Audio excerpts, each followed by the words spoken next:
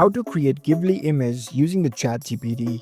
I'm gonna guide you through the process on how to do it. Let's get started. First of all, on your phone, if you have the ChatGPT app installed, you can launch the app. You can even navigate to the ChatGPT website through your browser. After you're in ChatGPT, make sure that you are logged in with your account. Now, in order to generate the Ghibli image in ChatGPT, here in this home screen of ChatGPT, you can give the prompt over here. You can simply give the instruction in order to create the Ghibli art of your image. Once you write the prompt, you can see the image icon over here. You can tap on it, choose this photos option, and select the image which you want to create the Ghibli art. You can select your preferred image and tap on add.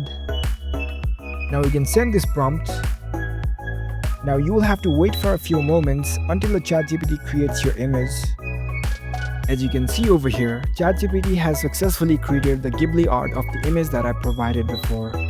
So it's a very easy process. You just need to give a simple prompt in order to create the Ghibli art using the ChatGPT. If you found this video helpful, don't forget to give this video a thumbs up and subscribe to our channel for more tech tips. Thank you for watching.